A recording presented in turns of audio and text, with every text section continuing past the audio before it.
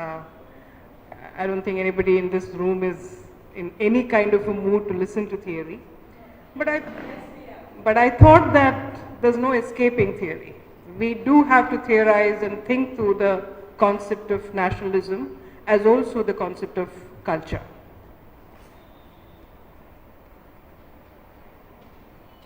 When we speak about the cultural milestones of nationalism, there are two very, very imminent terms that come to the front of the mind. One is, of course, culture. The other is nationalism.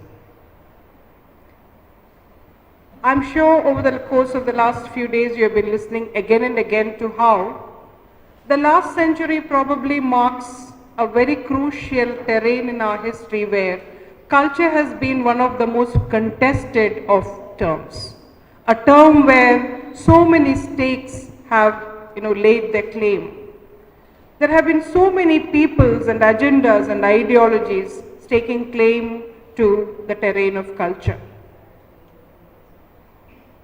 Similar is the case with nationalism also.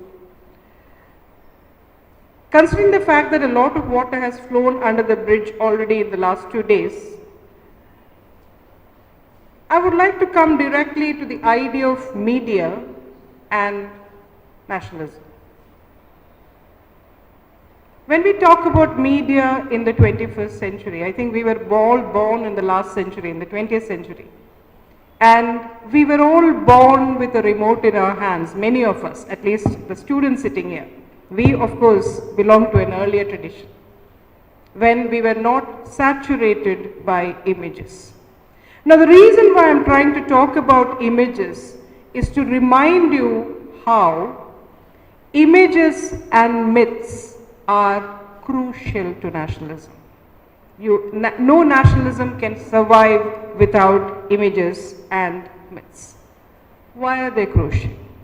Why do images, why do mythologies, why do these narratives become so important as far as nationalism is concerned? In order to understand, at least for this, in order to understand that, at least for some of the students who are here at this late hour, I think it's high time we distinguish between the nation and the state.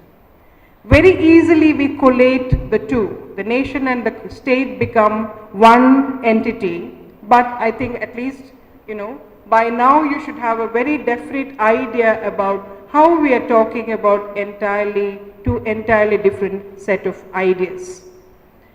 Now, the state as a set of institutions has a certain materiality, a set of institutions residing within a particular political boundary. So there is a very concrete, material kind of an embodiment as far as any state is concerned, while the nation is much more fluid. The nation refers to a conceptual category. It's a concept, as it has been pointed out again and again. It's an imagination.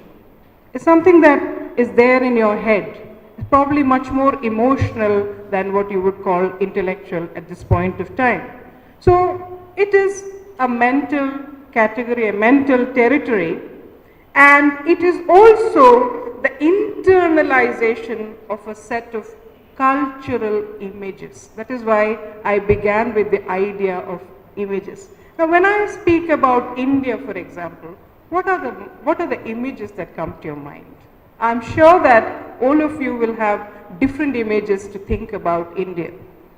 Think about the face of Indian nationalism when we were having the anti-colonial struggles. There was one potent image that, in a sense, united the idea of the nation, and that was, of course, Bharat Mata. Right? You had the Bharat Mata, of course, the flag comes after that. But also, I think when you speak of the Bharat Mata, you realize it's a gendered image. How does that image come to you in particular? What are the kinds of physical embodiments that the image carries? And then you will realize how the image of the Bharat Mata is written over by class, by caste, and also bisexual and gender stereotypes. So this is why I say that you need to look at what kind of images do you carry with you when you deal with these conceptual categories. Now, to come back to the idea of the state and the nation. The state is interesting because the state is, direct in its dealings.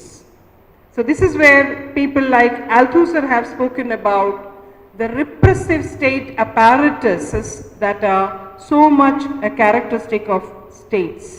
The state has the police, the state has the military, the state has a number of institutions under its control by which individuals and subjects can be monitored and policed into behaving in a particular way.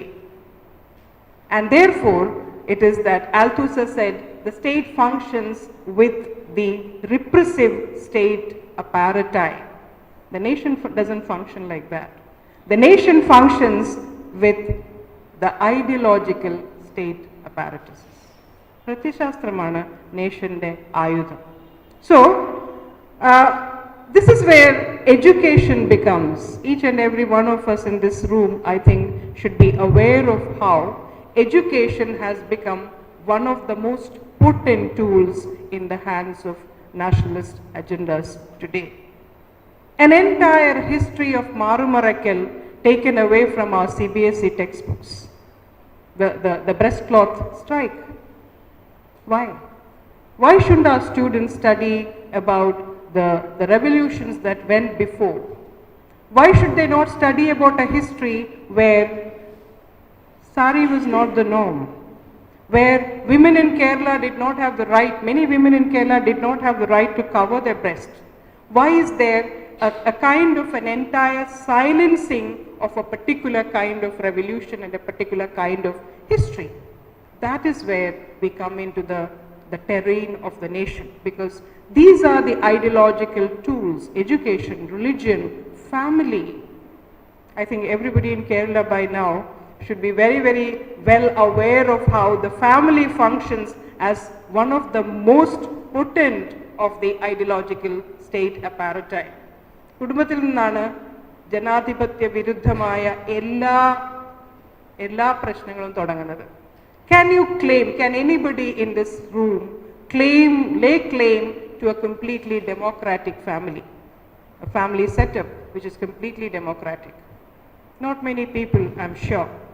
And then all the time we are talking about democracy. Think of the hypocrisy of the very idea, where there are no equal gender relations, where the family exchequer itself has very, very definitive kind of agendas, where women are sabotaged by the women's careers, women's dreams are sabotaged by the very idea of loyalty and fealty to the family. Feudalism on a family il nilkunnathu. So look at how the nation functions. So this is where, say, for example, I would tell my students, a boy and a girl, a 20-year-old boy and a 20-year-old girl, or 21, 22, 23, unmarried boy and a girl, stepping out into the street at this point of time, the state will exert its force. ഒരു police jeep വന്ന് നിൽക്കും, നിങ്ങൾ കല്യാണം കഴിഞ്ഞതാണോ എന്ന് ചോദിക്കാം, നിങ്ങൾ ആരാണ്, എന്താണ്, എന്തിന് ഒരാണും പെണ്ണും നടക്കുന്നു എന്ന് ചോദിക്കാം. The state has very, very particular ways of exerting the kind of pressures that it needs to exert. Nation ഇങ്ങനെയല്ല ഫങ്ഷൻ ചെയ്യുന്നത്. The nation functions through your mother, often. I'm not blaming the mother. I'm saying that the mother becomes a mouthpiece. Unknowingly, unconsciously, she becomes a mouthpiece because she's also an ideological reproducer. She's not just a biological reproducer. She's also an ideological reproducer of what the nation says. So these are the very many interesting ways in which ideological state apparati operate. I think Praveen would know, many years back we said that we need sex education in our schools. We know how those agendas were defeated, and we know what is happening now in many of our educational institutions when it comes to discourses around gender and sexuality. right? So I think this is where we need to understand the kind of very, very strict demarcations that need to be made between nation and the state in order to understand how nationalism is a very covert kind of a process that makes its inroads into ourselves, into our subjectivities and our consciousness without us realizing it. It comes to us through our education, it comes to us through our religious institutions, it comes to us through our families. അപ്പം ദേശീയത എന്ന് പറയുന്നത് ഡൽഹിയിലും അല്ലെങ്കിൽ കവലകളിൽ നിലനിൽക്കുന്ന ഒരു ആശയമൊന്നുമല്ല, അത് നിരന്തരം നമ്മുടെ ഉള്ളിലേക്ക് ഇൻറോഡുകൾ ഉണ്ടാക്കിക്കൊണ്ടിരിക്കുകയാണ്. ഈ ദേശീയതയിലേക്കാണ് നമ്മൾ പിറന്നു വീഴുന്നത്. So this is something that I think you ought to keep in mind if at all at some juncture you decide to fight this nationalism, because the tools that you would carry with you become inadequate, because when you fight nationalism, in a sense you're also fighting the family. Do you realize that? You're fighting the kind of ideological, emotional blackmails that the family would put you through in order to make you an ideal citizen, right? We talk about the emotional quotient and the intellectual quotient. IQ and EQ. എനിക്ക് തോന്നുന്നത് ഇപ്പോൾ families PQ എന്ന് പറയുന്ന ഒരു സാധനം കൂടി വളർത്തി തുടങ്ങിയിട്ടുണ്ട്. Patriotic quotient. How loyal are you to your country, because you don't want your son or your daughter to sit down when the national anthem is being sung in the theater and to end up in a jail and you having to go in the middle of the night to bail him or her out, right? So the patriotic quotient is also becoming a part and parcel of our daily lives. Now this is where, I don't know, as I said, theory seems slightly out of place, but I just cannot but mention someone like Antonio Gramsci, where Gramsci spoke about how within this process of hegemonizing, where dominant ideas come to rule a nation, almost always you see a small group of people passing off their own interests, values and ideologies as the interests of the entire nation. This is something that we are witnessing on a day-to-day basis now. We protest, but how do we protest? What is the language of our protest? So, a small group of people are actually dominating, are actually part and parcel of the hegemonic process, but then how does this hegemony operate? And Gramsci has a very, very interesting answer to that. He says it is through a coalition of the willing. നിങ്ങൾ willing ആണ്, അതുകൊണ്ടാണ് നിങ്ങൾ ruled ആവുന്നത്. Think of men and women in this world. It's almost 50-50, right? But how do men rule? How does patriarchy become an embodied system? How does capitalism borrow the language of patriarchy? Right? So look at how, in spite of speaking about numbers and equality, you can nevertheless rule over somebody else if you have the right kinds of tools by which you make the earlier kind of inroads that I was talking about. So, a group of people coming to represent their own interests, their own agendas and their own ideologies as the interest of an entire nation is what we are witnessing today as nationalism.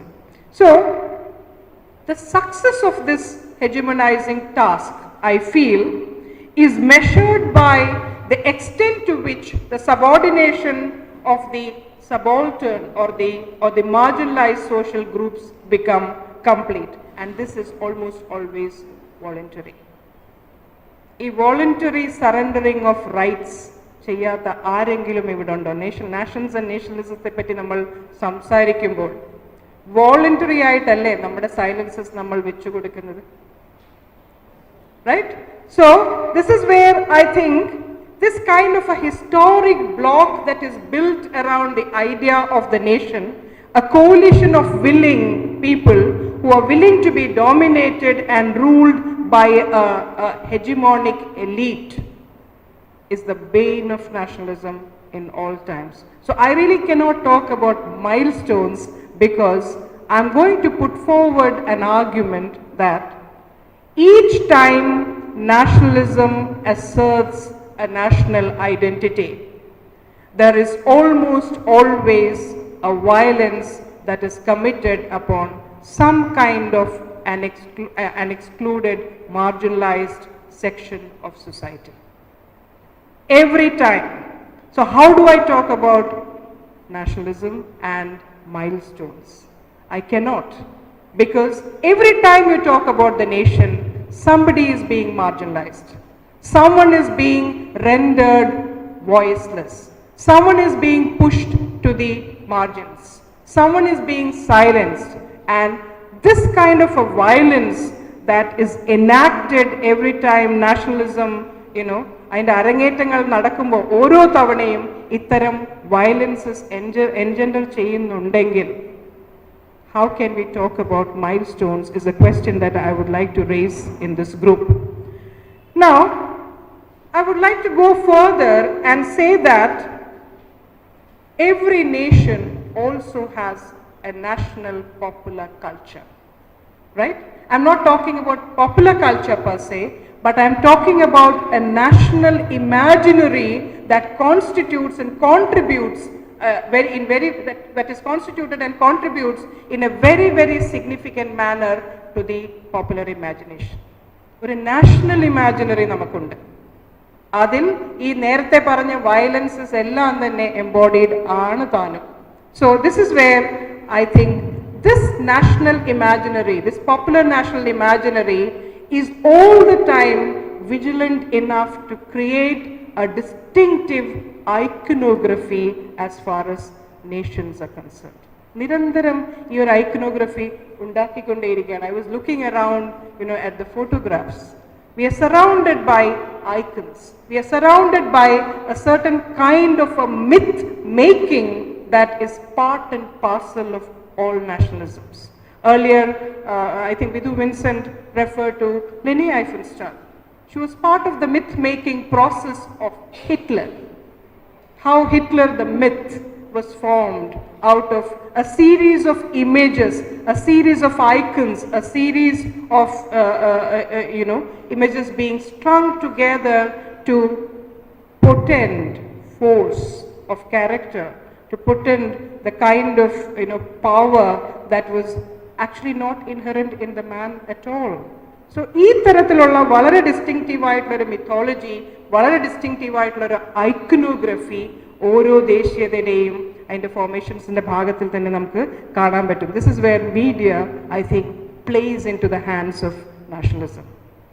So this is where I would also say that we live in a post-Cold World War era, if I can, categorize it that way. And all along we have been talking about how old political frameworks have collapsed. And we are also talking about the reconfiguration of a global economic power. We are talking about multinationals and transnationals ruling the roost. We are also talking about how probably we are moving on to the terrain of a post-nationalism. ദേശീയതയുടെ കാലങ്ങൾ കഴിഞ്ഞു. Maybe there is the hope that we are moving towards a post-nation, which is not again very helpful because we are talking about corporates ruling the roost. So we are moving towards post-nationalism, but even as we talk about the movement towards post-nationalism, what is also very interesting is that this kind of a movement, or at least the impulse towards that movement, has also been accompanied all around the world by a tendency to reconstitute, to reconfigure and to reassert our identities. ഒരു വലിയ identity politics global terrain ഇപ്പോൾ നടക്കുന്നുണ്ട്. There is an attempt to reassert, to reconfigure and to maybe redefine our sense of national identity. Look at what is happening in Afghanistan, in Pakistan, in Bangladesh, in Sri Lanka, in Syria. I mean, no matter where you look, in America, in the USA, right? In Britain, Brexit, for example. So there is this kind of an impulse, the necessity felt, the perceived necessity to redefine our own sense of our nation and our national identity. Now, this is where I think we also need to think about how speaking about the nation is speaking about a collective identity. Isn't that true? Like, how do you speak of yourself as an Indian? How do you imagine yourself? We talked about imagination as being very, very crucial to the idea of the nation. How do you imagine yourself as an Indian? And this is where we begin to think of how we are speaking of a collective identity, not of my individual self or your individual self, but a collective identity where we also need to point out that at the root of this collective identity, you have to think of the collective identity in historical, in subjective, as also in symbolic terms. Think of Kerala. Parashuraman, Mazhu Kerala. We are actually constructing a myth, and we are also constructing a kind of an ancestry from which we derive our sense of existence. But what a misogynist myth. അല്ലേ പരശുരാമൻ എങ്ങനെയാണ് മഴ എറിഞ്ഞത്, എന്തിനാണ് മഴ എറിഞ്ഞതെന്ന് ചോദിക്കുമ്പോൾ ഒരറ്റത്ത് അമ്മയും കൂടിയുണ്ട്, അമ്മയുടെ തലയും കൂടിയാണ് വെട്ടിയത്, അതിലൊരു ചാസ്റ്റിറ്റി മിത്ത് ഉണ്ട് എന്ന് നമ്മൾ എത്ര പേര് തിരിച്ചറിയുന്നു? റൈറ്റ്. ഇന്ന് 2017 കേരളം നേരിടുന്ന പല പ്രശ്നങ്ങളും കാണുമ്പോൾ I always go back to the root of a collective myth, which is a very misogynist kind of a myth. So, how is this collective identity imagined? Who imagines our history? You and I have not partaken in the Indian war for independence, right? But we nevertheless construct a shared kind of a history when we talk about the independence movement. And this is where I think nationalism taps into the very, very potent metaphor of the family that I tried to mention earlier. Because at the heart of nationalism, there is always the metaphor of the family. ഏറ്റവും എളുപ്പത്തിൽ ഏറ്റവും പൊട്ടൻ്റായിട്ട് invoke ചെയ്യാവുന്ന ഒരു മെറ്റഫറാണിത്. Indispensable to nationalism, where you're talking about either a fatherland or a motherland, right? That is the kind of language you use when you come to nationalism, where the family of the nation, for example, overrides all other kinds of familial bonds that, say, in the event of a war, you will say that you're going to fight for the motherland. Think of the language, very interesting language that you would be using. Now, what is very interesting is, when you say that there is the metaphor of the family at the root of the nation, isn't there gender then? Because all families are invariably gendered families. And this is where I would like to remind all the men and women in this room as to how nationalisms are also complicated, gendered processes. Much of the violences that seem to be happening in the public spaces today are gendered violences, are caste-oriented violences, and therefore the gender, the class, and the caste dimensions of nationalism also need to be taken into consideration. And this is why I said that nationalism almost always engenders a kind of violence, which is not only sexual violence, it could be economic violence, structural violence, all kinds of violences. And the moment you speak of the nation, again, as I said, somebody is being silenced. Praveen, what's the time scheme like? This is one thing that I wanted to remind you. I'm moving on to the terrain of cinema. I have given you the basic ideas, and this is what I wanted to do. Thank you so much, and I'm sorry that this happened at this late hour. Okay, thanks.